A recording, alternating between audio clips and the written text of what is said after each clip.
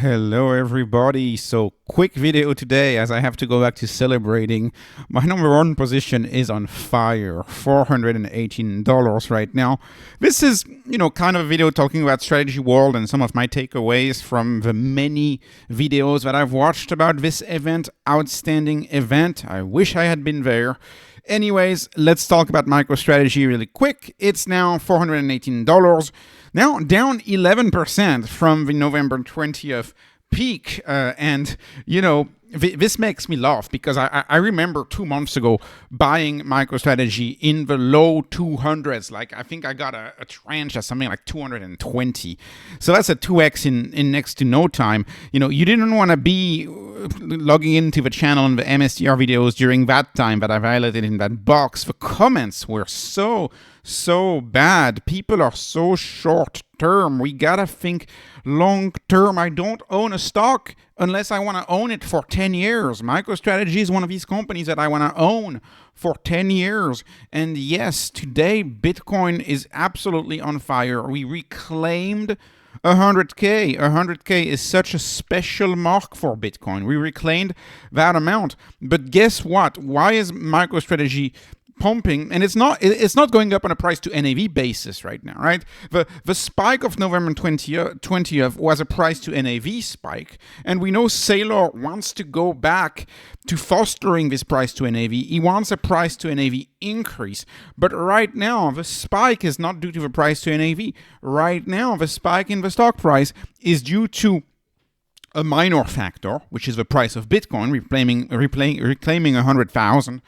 But the bigger factor, of course, is the Bitcoin on the balance sheet compared to November 20th to May 8th. November 20th, if I go on SaylorTracker.com and I look at November 2024, very good. November 2024, we only add a little shy of 300,000 Bitcoin. Today, we have 555,000 Bitcoin. So we were shy of 300,000 Bitcoin in November 2024, and now we're let's call it shy of 600,000 Bitcoin. So that rally in the stock price right now, I don't call it bubbly at all. I consider this rally to be well earned by MicroStrategy. This rally is due to the ATMs, those many ATMs that were done in the mini bear, the micro bear that we had when we came back down to almost 78K when he was buying. That's the spoils right now. That's the rewards of these buys. And the pain that I saw in my comment section, let's call it from late January to early April, that pain is now being rewarded nicely in the stock. It's about the BTC yield. MicroStrategy is about the BTC yield. The BTC yield is like a coiled spring. You're loading that spring. You're putting pressure into that spring, and at some point, it pops to the upside as the pressure of the price of Bitcoin goes inevitably up because there is so much pressure to buying Bitcoin right now. We're seeing this with all of these Bitcoin treasury companies being announced left and right. It seems like every day we have a new BTC treasury company, and I'll have something to say about that towards the end of the video. Let me move on and talk about MicroStrategy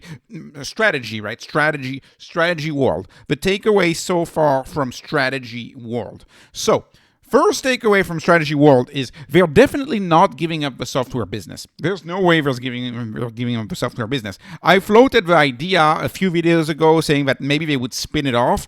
I was very wrong. They're not giving up the software business. In fact, this strategy world presentation really showed us a big tech side of Saylor that I had rarely seen. You had Saylor quoting Peter Thiel. You had Saylor praising AI, praising NVIDIA, talking about AI, talking about all of the concepts of 0 to 1, all of the concepts of faster, stronger, better. Of course, he's talked about it a lot in the context of Bitcoin, but this was a Saylor that's very tech forward, that was talking about things beyond Bitcoin. And Saylor was very excited about MSTR now being able to hire and retain the best engineers. And I'm paraphrasing, but he said something like this. He said, if you're one of the world's best engineers, you can probably go work for the world's second best company, second best performing stock, NVIDIA, or you can simply go work for the best performing stock, MSTR. There is no second best. I'm paraphrasing, but that's the way I understood this presentation, which is now they're able to hire and retain the best talent and the best engineer because of the stock price. They were not able to do that before. If you follow Tesla stock, one of the main reasons why Tesla stock is doing so well is that they're also able to retain the best engineers, the most quote-unquote hardcore engineers, to quote Elon Musk. They're able to retain those because they have the best stock price. They're able to retain those engineers that have no life and that do everything just to work, just to change the world. And now Saylor is happy. And in fact, I've listened to Saylor many times, in the early 2020s, 2021, where he said, Microsoft is taking our engineers. Microsoft is taking our best employees. So, he's doubling down. He's doubling down on being a tech entrepreneur. And you got to realize that Saylor was one of these very early tech billionaires, right? He was a dot-com bubble 2000 billionaire, right? He was a dot-com bubble billionaire, and then he lost it all, and then he came back. A lot of people did that in the 2020s. They lost everything, and then they came back. The story of comebacks in the 2020s is an impressive one. Anyways, he probably compares himself to people like Jensen Huang or Sergey Brin or Larry Page, right? This is probably his peer group. And so in his view with the peer group is like, okay, well, if these are my peers, I got to catch up. I got to do better. That's why I think he is doubling down on AI. He is building on his tech past and his tech entrepreneur past. Of course, he's written this book, The Mobile Wave, which is actually highly praised for being prescient as to what actually happened. This was a book from 2012, and he announced launching Strategy Mosaic, which is going to be an AI layer. This is the AI offering of Strategy. Strategy is launching an AI offering. This includes a chatbot, by the way. Their chatbot is going to be called Otto, and Otto is this mascot right here. And then he said the strategy mascot should be this, and this is a honey badger. And he explains how the honey badger is small, but a honey badger doesn't have a single ounce of fear. The honey badger takes on any animal. And in fact, I ventured out on YouTube. Imagine the type of recommendations I'm going to get. You have no idea how many millions of views these get, by the way. I should really have done an animal channel video. They get tens and tens of millions of views. This is a honey badger. This is a lion. I have yet to find a video on YouTube where a lion wins against a honey badger. And these things are ruthless. I've seen them fight dogs that are 3 times bigger than them. Wasted a lot of time on YouTube watching these videos. He's right. He's the honey badger. He's the small company who's taking on the giants. What a great mascot. I really love this. So takeaway number 1 is they're definitely not giving up the software business, and they're doing an AI pivot. They're pushing AI, and this was one of the talks I'm talking about. You can see the black hole, power of AI and BTC. They are pushing forward with AI. Point number 2, still about AI, right? Saylor and team are actively using AI to find the best solution to buy more Bitcoin. I thought this was absolutely an excellent section. Saylor talks about how ChatGPT at one point blocked him for having too many requests. He talks about how he spends his Saturday morning having 6 chatbots open and emailing Fong the conversations of the chatbot, and Fong has to reply to the conversations of the chatbot. Something like that.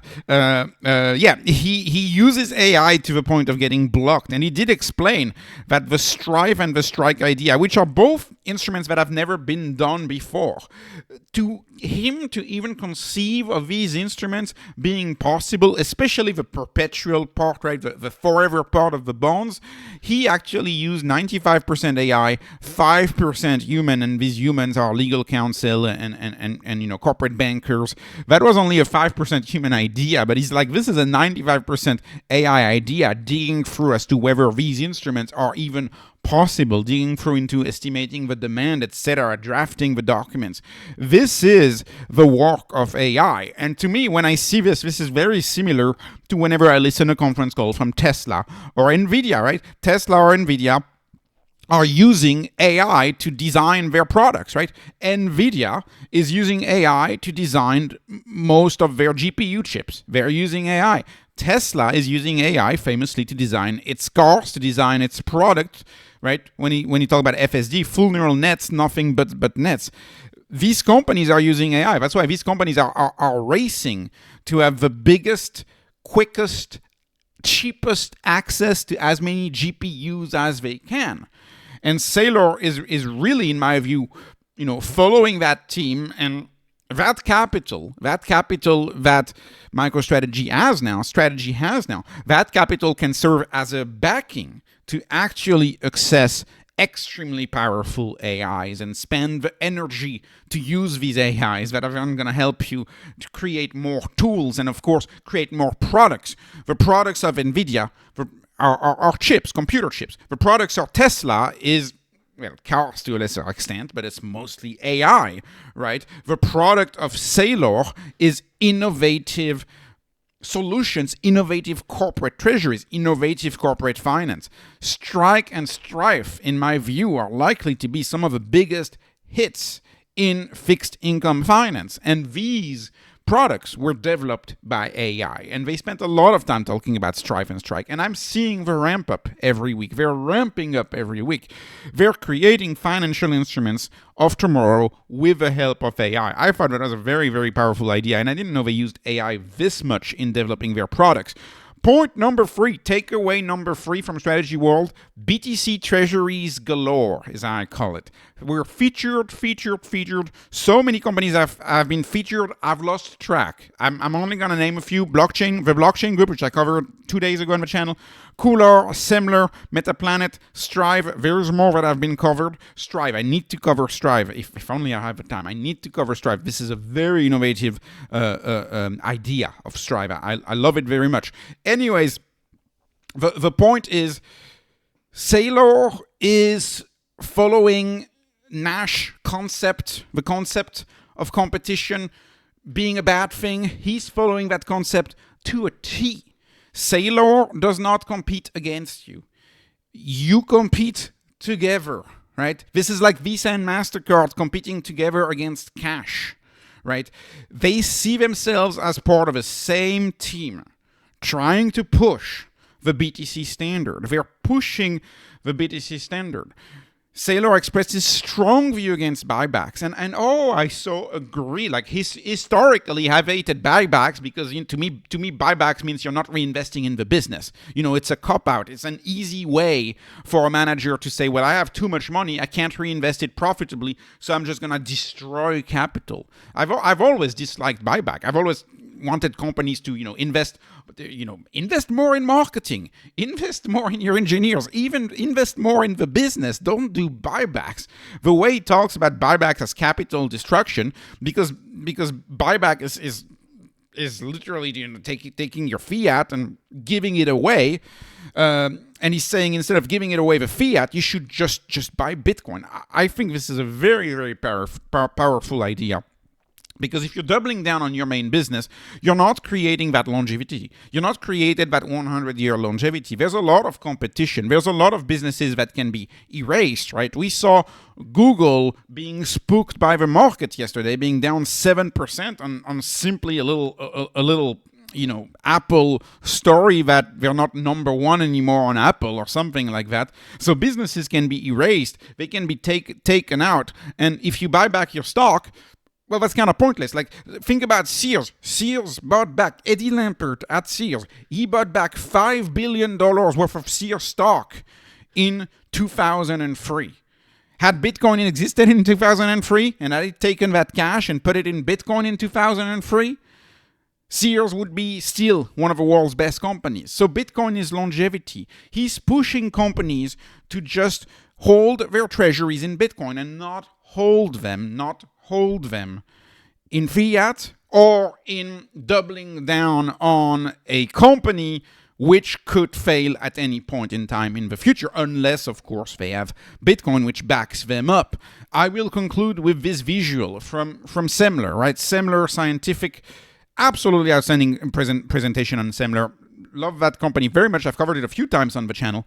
He's talking about how Saylor is in the lead. It's like a peloton. It's like, a biking race. He's in the lead. He's the leader of a peloton.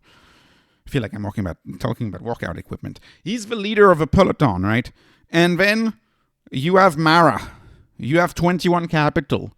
You have Blockchain Group. You have MetaPlanet. You have Strive following Saylor, following in the footsteps of Saylor. I think this is a fundamental point, that Bitcoin treasury companies are on the same team, just like Visa and MasterCard are mostly on the same team. The competitor is fiat. The competitor is not themselves. And the more they co-opete, the more they all buy Bitcoin, the more everybody wins in the ecosystem. That's why Saylor is so generous with his time. Eric Saylor talks about this in the presentation because he was one of the first ones to adopt and copy. He was like, Saylor was very generous with his time, gave him a bunch of time, and that's what he keeps doing. And that's why we see literally every single Bitcoin influencer or strategy right now as we are pictured with Michael Saylor. I wish I had been. I could have. Gosh, it's only a 2-hour flight. I wish I had been. Anyways, this was not investment advice. This is just entertainment, not financial advice. Please like, please subscribe, follow me on Patreon, follow me on X. Thank you for watching, and have a wonderful, wonderful day.